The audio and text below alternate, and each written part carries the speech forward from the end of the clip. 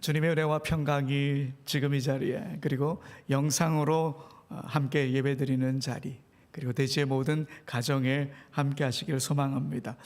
아직은 영하의 추위이지만 입춘도 지났고 우수도 지났으니 곧 봄이 오겠죠.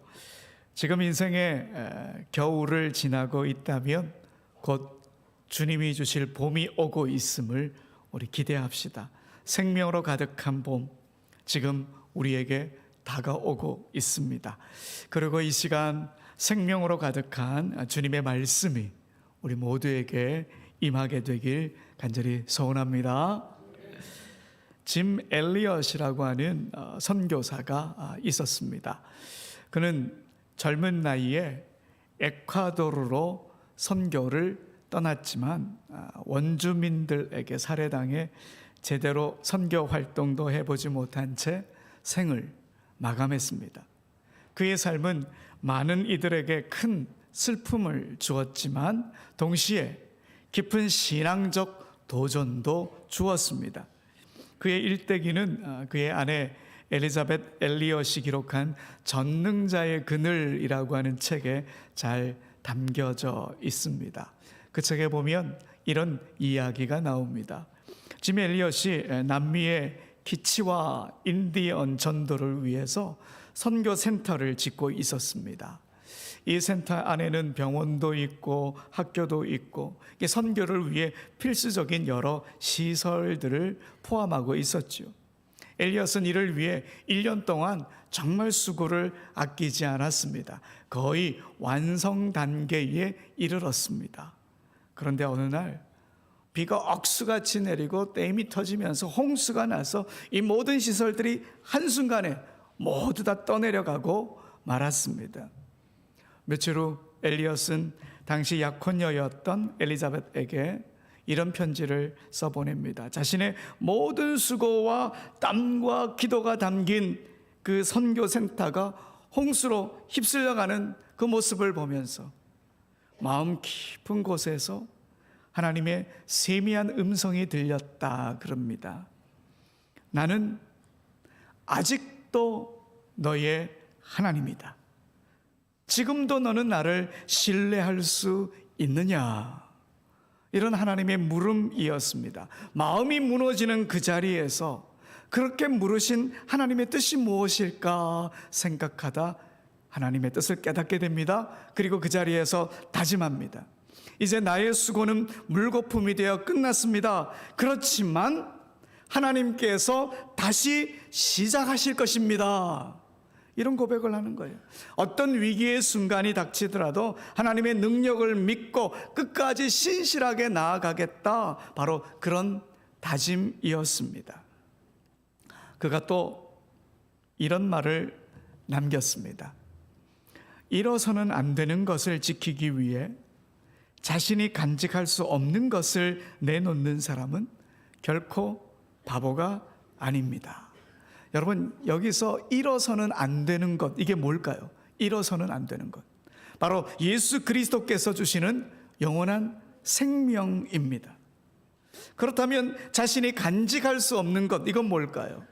그것은 언제 어떻게 변할지 모르는 것들이겠죠. 물질, 명예, 건강, 성공, 이런 것들이겠죠. 그러니 주님이 주시는 영원한 생명을 위해서는 영원하지 않은 것들, 자기가 어떻게 간직할 수 없는 것들, 언제 변할지 모르는 것들, 그런 것들을 다 내려놓겠다, 이런 고백입니다. 결국 주님이 주시는 영원한 생명이 최고다, 바로 이런 고백이었던 거죠. 그는 자신의 고백대로 일어서는 안 되는 것인 주님의 영원한 생명을 위해 살았습니다. 그가 뿌린 주님의 영원한 생명은 그가 떠난 이후에도 계속해서 열매를 맺었습니다. 그의 아내 엘리자벳과 동료 선교사들은 이 짐 엘리엇을 죽인 원주민들 마을로 다시 들어갑니다. 거기서 복음을 전하며 용서와 사랑의 모습을 보여주었던 거죠. 그러자 많은 부족 사람들이 주님을 영접하는 놀라운 일이 벌어졌습니다. 짐 엘리엇의 짧은 생을 살았지만 그가 붙잡은 것은 영원한 것이었다는 거예요. 주의 영원한 생명, 그것을 붙잡았다는 거예요.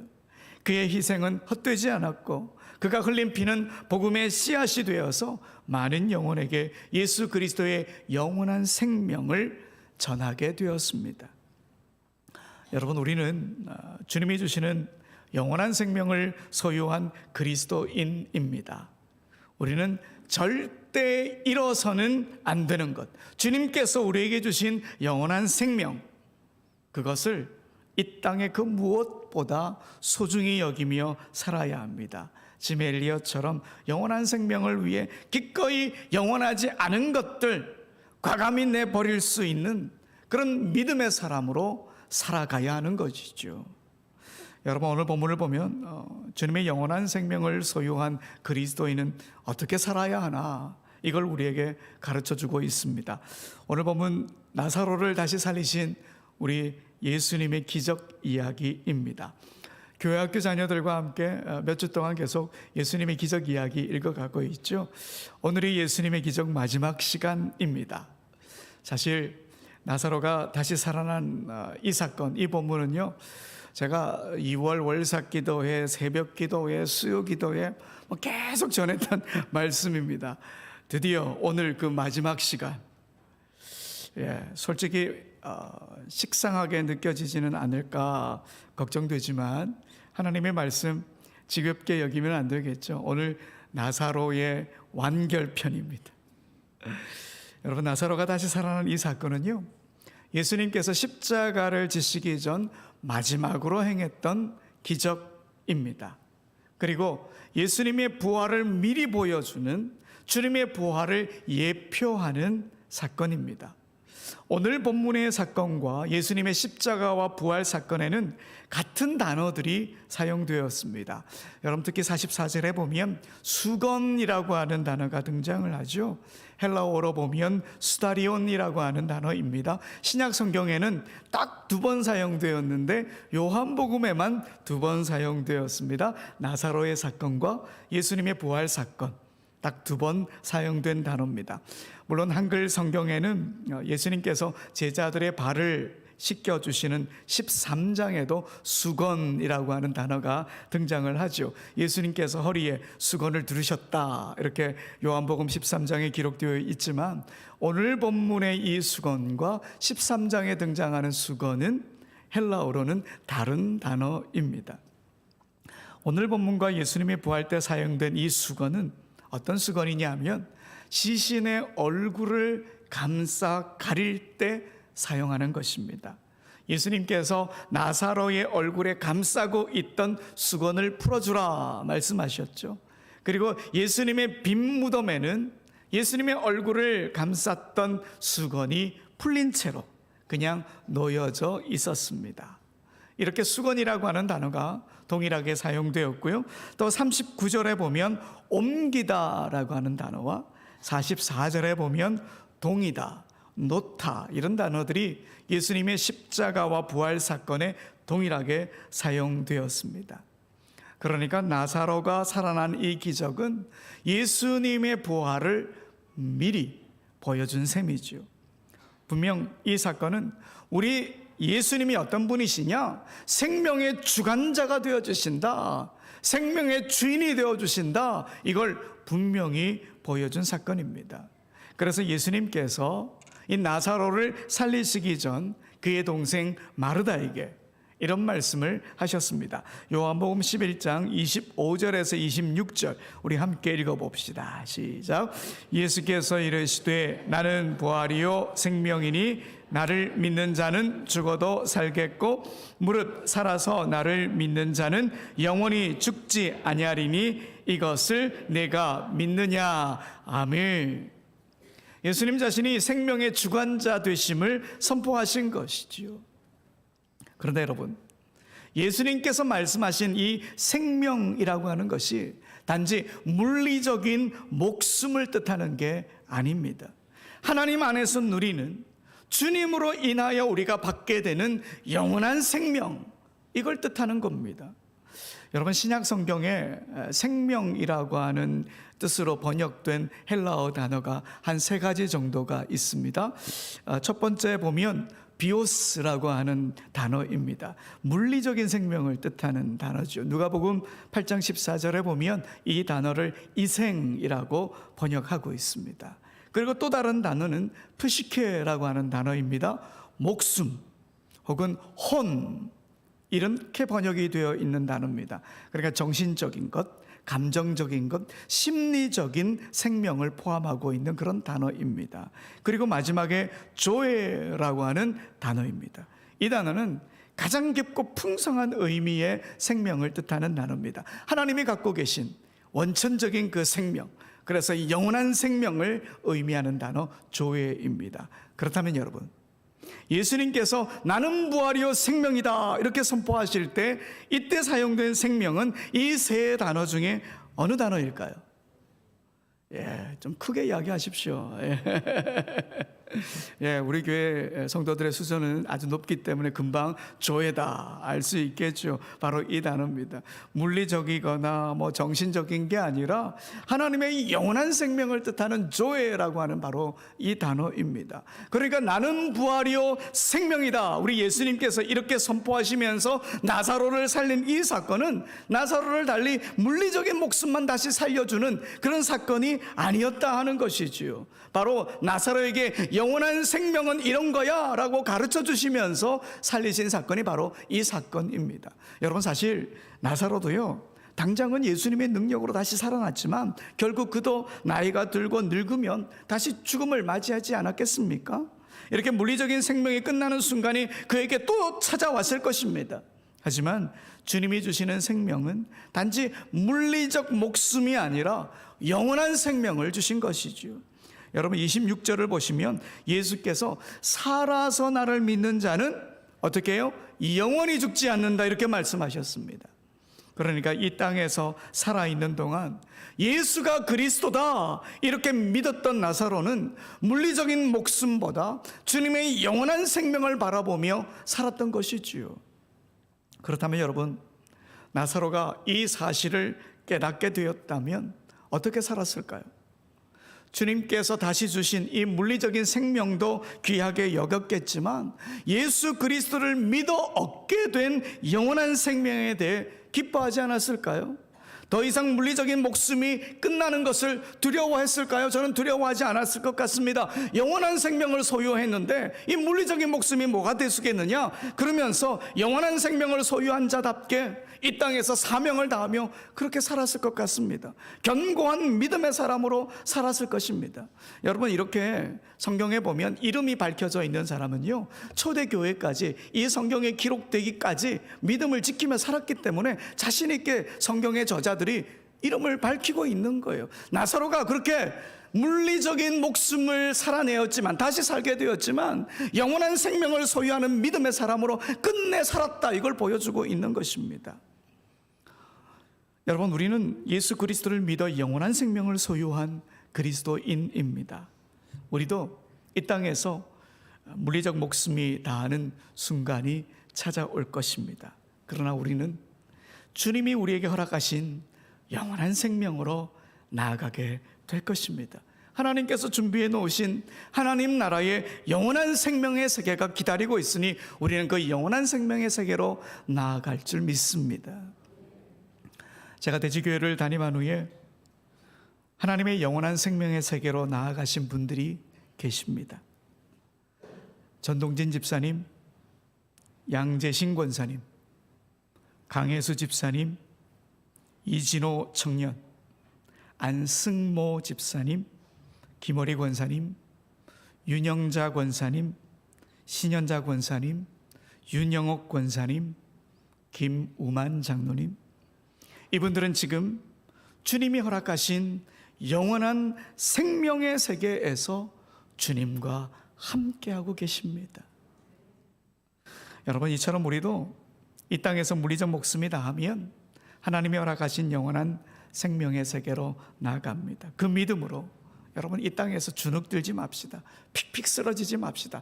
당당하게 영원한 생명을 소유한 자답게 그렇게 살아가게 되길 소원합니다.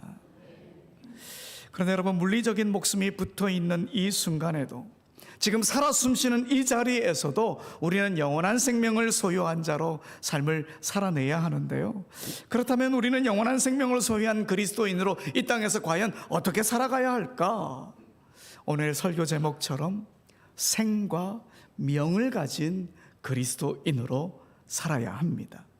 여러분, 생명이라고 하는 한자어 한번 볼까요? 생명이라고 하는 한자, 생자는 무슨 생자죠? 날생, 목숨명, 이 두 글자가 합쳐져서 생명이라고 하는 단어가 되었습니다. 이렇게 사람은 생명을 가진 살아있는 존재다, 이 말이죠. 그러면서 우리는 어떤 존재냐? 생이면서 동시에 명인 존재인 것입니다. 먼저 생자를 한번 보십시오. 여러분, 이 글자는요, 땅에서 풀이 막 자라는 모습을 형상화한 것입니다. 이 한자 밑에 보니까 흙토자가 이렇게 보이지 않습니까? 여러분, 풀이 자라는 것, 흙이 있어야 하고요, 물이 있어야 하고요, 공기가 있어야 하고요, 햇빛이 있어야 하고요, 이렇게 하나님이 주신 환경 속에서 살아갑니다. 바로 그걸 보여주는 한자이죠. 그러니까 우리가 생으로 산다라고 하는 것은 하나님께서 우리를 이 땅에서 살아가도록 환경을 꾸며 놓으셨다, 이 사실을 믿음으로 고백하는 삶입니다. 하나님께서 나에게 생명을 주시는 모든 환경을 만들어 주셨다, 감사하며 살아가는 것을 말합니다. 여러분, 지금 살아있는 것 정말 감사하죠. 그래서 어떤 삶의 자리에 있든지 우리에게 호흡을 주신 하나님을 바라보며 생의 환경을 만들어주신 그 주님의 능력을 믿으며 살아가는 것, 그게 바로 생의 믿음을 갖고 살아가는 그리스도인입니다. 그러기에 넘어져도 다시 일어서고 숨이 쉬어지지 않을 정도로 정말 힘들고 어려운 처지에 놓이더라도 끝끝내 견뎌내고 다시 용기를 내는 것이지요. 하나님께서 우리가 살아갈 수 있는 생의 환경을 다스려 주시기 때문에 우리는 힘을 낼 수가 있습니다. 지난 1월에 실버 사랑방 어르신들과 예배를 드리면서 나눴던 이야기입니다. 우리가 너무도 익숙한 살아계신 주라고 하는 이 찬양의 배경을 이야기 나눴는데요. 찬양 사역을 하겠다고 학교 교사를 그만둔 젊은 부부가 있었습니다. 그런데 남편이 단핵구증이라고 하는 전염병에 걸려서 무력감에 시달리다가 모든 일을 다 포기하고 말았습니다. 아내는 셋째 아이를 임신한 몸으로 병든 남편을 돌봐야 했고, 그러다 보니 경제적인 어려움이 찾아올 수밖에 없었습니다. 그러던 어느 날 주차장에 차를 대고 나오는데 주차장 한 구석에 으깨진 아스팔트를 뚫고 고개를 쑥 내민 잡초를 하나 보게 된 거예요. 차에서 내릴 때 무심코 보았는데, 아무 의미 없이 보았는데, 밤에 기도하는데 그 아스팔트를 뚫고 올라온 그 잡초가 자꾸 떠오르라는 거예요. 그 잡초가 눈에 어른거리는. 그때 마음 깊은 곳에서 하나님이 어떤 분이신지를 깨닫게 된 거예요. 아, 하나님은 아스팔트도 뚫게 하시는 생명력을 가진 하나님이시구나, 이걸 깨닫게 된 거예요. 자기의 힘겨운 삶을 돌아보니, 아, 나의 힘겨운 삶도 하나님의 생명의 능력 안에 있구나. 하나님이 여전히 살아계시고 자신들에게 호흡을 허락하시고 지금도 생명을 주고 계심에 감사하게 되더라는 거예요. 아스팔트를 뚫고 온 그 잡초를 보면서 주님의 살아계심을 깨닫게 된 거예요. 그 순간 하나님께 감사하게 되고 더 힘을 내게 된 거죠. 생명의 주님만을 바라보겠다, 그 생명의 주님께 소망을 주면서 다짐하며 곡을 완성합니다. 살아계신 주, 나의 참된 소망, 걱정 근심 전혀 없네. 이 찬양을 작곡하게 되었고, 이 찬양을 부르면서 그들은 다시 일어서게 되었습니다. 여러분, 주님의 영원한 생명을 믿는 그리스도인은요, 어떤 삶의 자리에서도 생명을 허락하신 하나님을 바라보는 사람입니다. 아스팔트도 뚫게 하시는 생명력을 가진 하나님, 호흡하게 하시는 하나님, 그 하나님께 감사해야 합니다. 그래 넘어졌더라도 다시 일어서고 힘들어도 다시 달려갈 수 있어야 합니다.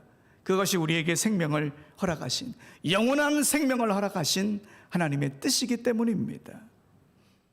그렇게 생의 믿음을 가진 그런 그리스도인으로 살아가는 우리 모두가 되길 소원합니다. 그리고 여러분, 주님의 영원한 생명을 믿는 그리스도인은 생뿐만 아니라 명의 삶도 살아내야 합니다. 여러분, 한자 명자 보십시오. 명자, 이 글자는요, 예관을 머리에 쓴 사람이 무릎을 꿇고 조용히 신의 계시, 신의 말씀을 듣고 있는 모습을 형상화한 것입니다.